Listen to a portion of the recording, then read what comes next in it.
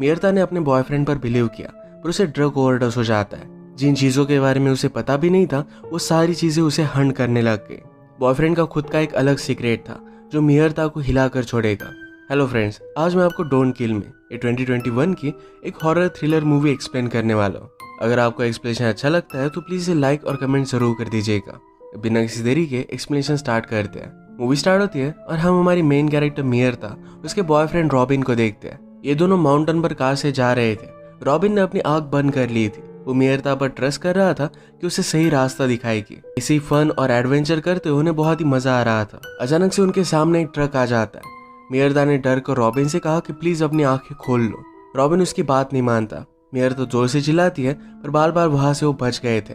वो कहती कि तुम्हें किसी भी चीज को इतना एक्सट्रीम नहीं लेकर जाना चाहिए। रॉबिन के बारे में उसके पेरेंट्स ने उसे वार्न किया था पर मियरता ने कभी भी उनकी बात मानी नहीं थी। रॉबिन ड्रग्स करने लग जाता है तो मियरता ने कहा कि तुम्हें इसे छोड़ देना चाहिए। रॉबिन ने कहा कि अगर मैंने तुम्हें कहा कि तुम्हें भी ये ट्राई करना चाहिए तो तुम नहीं करोगे, तो इस तरीके से हम एक दूसरे को ऑर्डर नहीं दे सकते। मियरता ने कहा कि मैं तुम्हारे साथ ट्राई कर सकती हूँ। पहले तो रॉबिन इसके लिए उसे मना करता है पर बाद में वो मान गया। रॉबिन ने कहा कि हम दोनों जब एक साथ हैं तो हमें कोई भी जुदा नहीं कर सकता, कुछ भी हो जाए और फिर भी हम दोनों एक दूसरे के पास ही वापस आ जाएंगे। मियरता भी उसके साथ ही रहने का प्रॉमिस कर दिया। इसके बाद उन दोनों ने नशे किए और ड्रग ओवरडोज की वजह से दोनों की डेथ हो गई थी। रॉबिन का इस दुनिया में कोई भी नहीं था पर मियरता के पेरेंट्स बहुत ही अपसेट हो गए थे। मियरता के फादर सारा दोष रॉबिन को देते। अगर उसकी लाइफ में ना होता तो ऐसा कुछ भी नहीं होता। मदर ने कहा कि हम मियरता को अकेला बरी नहीं कर सकते। उसकी अगर कोई लास्ट विश होती तो रॉबिन के साथ बरी होना यही होती। मदर की जिद की वजह से फादर भी मान गए और उन दोनों को बरी कर दिया जाता है। थोड़ा टाइम गुजर जाने के बाद अचानक से मियरता की ग्रेव टूट गई और वहां से वो बाहर आ गई। जब उसने पास रॉबिन की ग्रेव देखी तो इससे वो बहुत ही ज्यादा डिस्टर्ब हो गई। वहां से बाहर निकलकर वो चलने लग गए। तभी उसे कॉलेज की याद आती है। फुरेरा नाम का एक लड़का था जो आकर मियरता और उसकी फ्रेंड को उसकी गाड़ी में बैठने के लिए कहता है। मियरता की फ्रेंड ने उसकी इंसल्ट कर उसे जाने के लिए कहा था। उसी गाड़ी में रॉबिन बैठा था और ये दोनों एक दूसरे को फर्स्ट टाइम वहीं पर देखते हैं। एक दिन मियरता अपने फ्रेंड के साथ पार्टी में गई थी। फ्रेंड जरा बिजी हो गई तो मियरता रॉबिन को नोटिस कर दिया। रॉबिन ने भी उसे नोटिस किया और वो डायरेक्टली उसके पास आने लग गया। मियरता वहां से भागने लग गई और रॉबिन उसे पकड़कर उठाकर फिर से पार्टी में लेकर आता है। इंस्टेंटली ये दोनों एक दूसरे को लाइक करने लग गए थे और एक साथ डांस करते हैं। थोड़ा टाइम गुजर जाने के बाद इनकी रिलेशनशिप बहुत ही अच्छे से चल रही थी। एक दूसरे के साथ ये बहुत सारा टाइम स्पेंड करते थे। फिर से हमारी मूवी प्रेजेंट में आती है। मियरता चलकर अपने घर आ गई। उसे भूख लगी थी तो फ्रिज में का खाना खाने का वो ट्राई करती और उसे उल्टी आ गई। उसने मदर और फादर के रूम में जाकर देखा तो दोनों सो रहे थे पर डोर खुला था और इसी वजह से मदर जग जाती है। मियरता अपने रूम में गई और मदर भी वहां पर आने लग गई। उसकी आवाज सुनकर मियरता ने डोर बंद कर लिया। मदर को लग रहा था कि वो सदमे में है और इसी वजह से मियरता को देख पा रही है। वो कहती कि प्लीज डोर खोल दो। मियरता ने डोर खोला तो मदर उसे हाथ लगा कर देखती है और मियरता वहां से भाग गई। मदर की आवाज सुनकर फादर भी वहां पर आ गए। उन्हें लगता है कि मदर ग्रीव में है और इसी वजह से उसे ये सब चीजें दिख रही है। मियरता जंगल से होते हुए जा रही थी तो एक बहुत सारे लोग टॉर्च लेकर उसे ढूंढने की कोशिश कर रहे थे। उसका नाम लेते और बाहर आने के लिए कहते हैं। वो ट्री के ऊपर चढ़ गई थी और उसे कोई भी ढूंढ नहीं पाता। उसके फटे हुए कपड़े उन्हें दिख जाते। मियरता वहां से भागकर फिर से रॉबिन की ग्रेव के पास आई। वहां पर लिखा था कि तुम्हारा सफर पीसफुल हो और ये मैसेज बेनाडांटी एक ऑर्गेनाइजेशन की तरफ से था। मियरता ने नोटिस किया कि अचानक से उसके हाथ काले पड़ रहे। वहां से भागे और थोड़ी देर में उसकी पूरी बॉडी पर वैसे ब्लैक मार्क्स आने लग गए थे। उसे बहुत तकलीफ होने लग जाती है। वो पास के कैफे में गई और वहां के वॉशरूम में उसने अपने नेल्स को चेक किया जो निकल रहे थे। स्लोली उसकी बॉडी सड़ रही थी। उसकी आंखें पूरी तरीके से काली हो गई। उसने अंदर से सनग्लासेस चुरा लिए और वो एक क्लब में आ गए। क्लब में उसे एक आदमी ने अप्रोच किया जो उसे घर लेकर जाना चाहता था और मियरता वहां से चली जाती है। पार्टी में उसने रॉबिन के फ्रेंड फेरेरा को देखा। उसे पहचान लेता और उसे बचने के लिए फिर से उसी आदमी के पास वो वापस आ जाती है। वो आदमी कहता है कि चलो यहाँ से हम बाहर चलते हैं। पैरेलल में हम देखते हैं कि मियरता की मदर उसका ही नाम ले रही थी। उनके घर पर उनसे कोई मिलने के लिए आता है जिसका नाम था फैब्रासियो। उसने फादर से कहा कि मैं आपकी डॉटर से मिलना चाहता हूँ। वो अपने आप को इंट्रोड्यूस करवाते हुए कहता है कि मेरी ऑर्गेनाइजेशन का नाम है बेनाडांटे। हम सदियों से ह्यूमंस को प्रोटेक्ट करते आ रहे हैं। बनने के बाद जो लोग वापस आते हैं हम उन्हें हंट करते हैं। तुम्हारी बेटी भी मरने के बाद वापस आ चुकी है। फादर को पुलिस ने कहा था कि मियरता की ग्रेव को किसी ने लूट लिया है और इसी बात पर वो बिलीव करते थे। फैब्रासियो से कहता है कि मियरता तुमसे मिलने के लिए वापस आएगी पर वो तुम्हारी डॉटर नहीं रहेगी, पूरी तरीके से बदल चुकी है। फादर इन सब बातों से बहुत गुस्सा हो जाते हैं और उसे बाहर निकाल देते हैं। क्लब का आदमी मियरता को सुनसान सी जगह पर लेकर आता है। मियरता को वहां से जाना था, उस आदमी ने उसे ड्रग्स ऑफर किया, पर मियरता उसकी बात नहीं मानती। उसे बहुत सारे पैसे दिखाता है। मियरता के फिर भी ना मानने के बाद उसे जबरदस्ती करने लग गया। मियरता की आंखें फिर से काली हो गई और उस पर वो अटैक कर देती है। उस आदमी का खून पीने के बाद वो फिर से नॉर्मल हो गई, उसकी आंखें ठीक हो गई और स्किन भी नॉर्मल हो जाती है। मियरता को फिर से रॉबिन की याद आती है। रॉबिन ने कहा था कि तुम्हें कभी भी किसी से डरना नहीं चाहिए, तुम इस वर्ल्ड में विक्टिम नहीं रह सकते, वरना लोग तुमसे सब कुछ छीन लेंगे।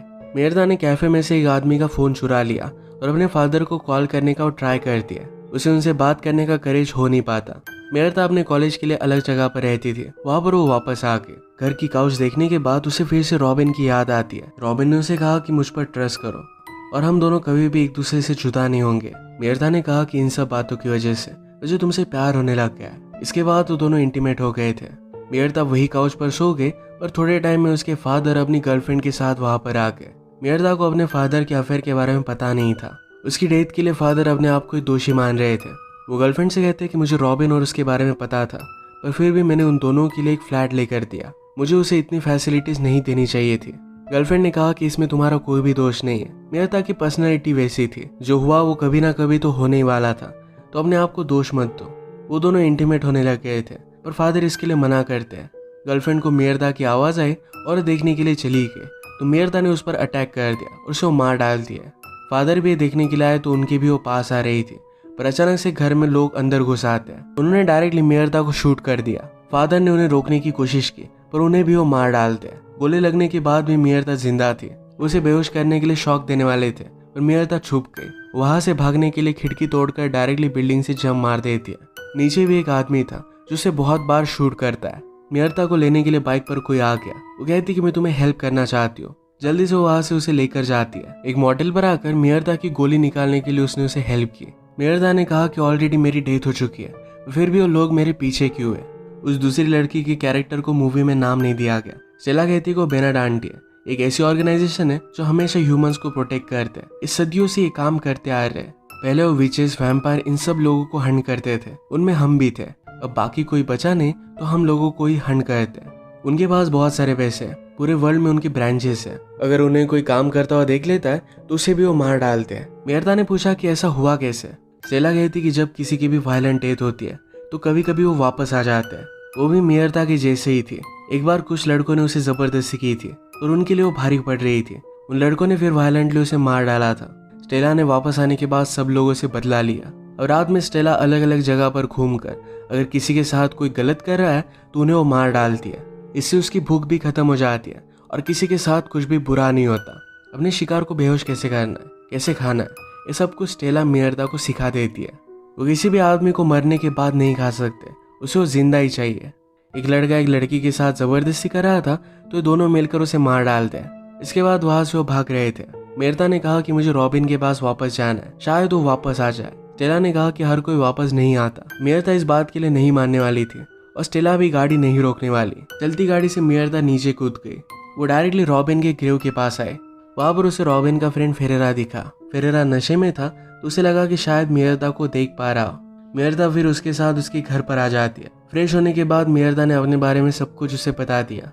फेरेरा कहता है कि जिस तरीके से तुम लोगों की हंट करती हो वैसे रॉबिन ने उसके फ्रेंड की हंट होती देखी थी। उसका भी किसी ने जिंदा खून चूस लिया था। उसके बाद रॉबिन अजीबोगरीब लोगों के साथ रहने लग गया था। मियरता को इस बारे में पता नहीं था। फेरेरा कहता है कि तुम रॉबिन की फर्स्ट प्रायोरिटी थी। उसके बाद ही बाकी कोई और आता था। उसका हाथ लेता है और उसने म्यूजिक चलाया। उसके साथ वो डांस करने लग गया। वो कहता है कि मैं बहुत टाइम से तुम्हें पाना चाहता था। उसे किस करने लग गया। मियरता कहती कि इसका अंत बहुत बुरा होगा। फेरेरा मानता नहीं और मियरता उसे मारने के लिए आ रही थी तो खुद अपना गला काट लेता है। स्टेला जिस जगह पर छुपी हुई थी वहां पर फेब्राशियो के आदमी आ जाते हैं, उसे मार मार कर और फाइनली शॉक देकर उसे बेहोश कर देते हैं। मियरता गुस्से में रॉबिन के ग्रेव तक आई। उसने ग्रेव को तोड़ दिया तो देखती कि अंदर कोई भी नहीं है। वहां पर भी फेब्राशियो के आदमी आ गए थे। वो भी मियरता को शॉक देकर बेहोश कर देते हैं। जब वो उठी तो बंदी हुई थी। फेब्राशियो ने कहा कि हम तुम्हें ऐसे ही मार नहीं सकते, तुम बहुत स्ट्रांग हो। तुम्हें खाना नहीं मिलेगा तो तुम्हारी बॉडी सड़ने लग जाएगी। हम तुम्हें बहुत मारेंगे जिससे तुम फास्ट मरोगी। तुम जैसे लोगों ने हमें बहुत तकलीफ दी है, पर तुम्हारे जैसा एक आदमी अब हमारे पास है। दूसरे रूम में से रॉबिन बाहर आता है। उसने मियर्ता को अनलॉक किया और अपने साथ वो लेकर गया। वो दोनों फिर इंटीमेट हो जाते हैं। रॉबिन कहता है कि एक ज़ॉम्बी ने मेरे फ्रेंड को मार दिया था, पर तब मैं कुछ कर नहीं पाया। फैब्रासियो ने मुझे एक गोल दिया, वो तब से उनके लिए काम करता था। वो कहता है कि जब मैं तुमसे मिला तो मेरी लाइफ की तुम सबसे ब्यूटीफुल चीज़ थी, मैं कभी भी तुम्हें खोना नहीं चाहता था। मियर्ता समझ जाती है कि उस दिन जब रॉबिन ने उसे ड्रग्स दिए थे, उसे पता था कि उन्हें ओवरडोज होगा और मरने के बाद वो वापस आ जाएंगे। ये रियलाइज करने के बाद उसे बहुत बुरा लगता है। वहां से बाहर निकली तो स्टेला की चीखें उसे सुनाई देती है। वो आकर फैब्रासियो को मार देती है। स्टेला को जब वो लेकर जा रही थी तो एक आदमी उसे बहुत मारता है। वो जमीन पर थी और उस आदमी के पैर को उसने काट लिया। एक आदमी डंडा लेकर उसके पीछे आया, दूसरी का डंडा लेकर उसे वो मार डाल दिया। इसके बाद वो बहुत सारे लोगों को फाइट करती है। ये दोनों जल्दी से गाड़ी के पास पहुंचे, तभी रॉबिन उन्हें रोकने के लिए आ जाता है। रॉबिन ने कहा कि तुमने मुझे प्रॉमिस किया था कि तुम हमेशा मेरे साथ रहोगी। मियर्ता कहती कि डिसीजन तुम्हें मुझे लेने देना चाहिए था। अब वो इमॉर्टल हो चुकी थी। रॉबिन कहता है कि गिफ्ट है। मियर्ता कभी भी ऐसा बनना नहीं चाहती थी। वो टेजर लेती है और रॉबिन को शॉक लगाकर बेहोश कर देती है। वो दोनों जल्दी से वहां से भाग गए। स्टेला ने मियर्ता से कहा कि तुम बहुत ही पावरफुल हो, तुम्हें अपने पावर्स का अच्छे से यूज करना चाहिए। जो लोग बुरा काम करते हैं उन्हें वो हंट करने वाले हैं। इसी के साथ मियर्ता अपना मिशन स्टार्ट करती है। अगर आपको एक्सप्लेनेशन अच्छा लगा तो प्लीज़ से लाइक और कमेंट ज़रूर कर दीजिएगा। बहुत सारी मूवीज़ लेकर आते रहता हूँ, तो प्लीज़ चैनल को सब्सक्राइब कर दीजिए और बेल नोटिफिकेशन आइकन देना मत भूलिएगा। फिर से मिलेंगे और एक न्यू मूवी के साथ। तब तक के लिए थैंक यू और आप अपने आप का ख्याल रखिए।